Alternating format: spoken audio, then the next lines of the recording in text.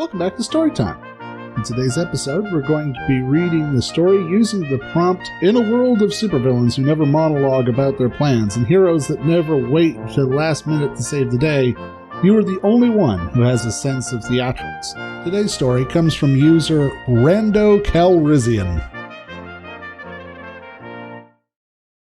"Do you mind telling me what the hell that was?"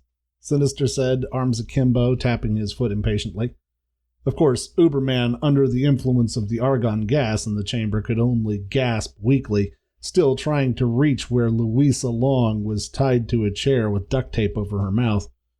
Argon was Uberman's one weakness, of course, but Sinister hadn't wanted to use it so soon. Kneeling down, he scowled at Uberman and gave him a sharp rap on the head with his cane.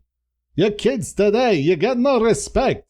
Back in my day, we respected the artist. There's supposed to be a rhythm to these things. I cause trouble, you thwart me. You bring me in, I escape. We do it all over again.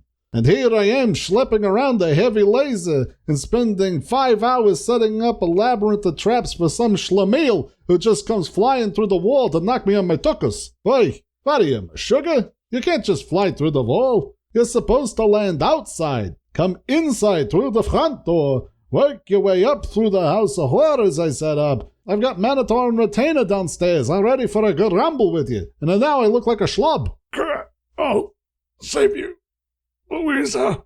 Uberman groaned weakly, trying to get to his knees before collapsing again. "You're not even listening to me," Sinister said, throwing his hands up in disgust. "I tell you, I get no respect. Soups in this town used to have values. They used to have showmanship. You kids and your damn Twitters, you gotta have everything now. Nobody has time for good arching anymore. I had a whole monologue prepared and everything. I was gonna tie a chickie here to the table and very slowly try to cut her in half with a giant laser, but no!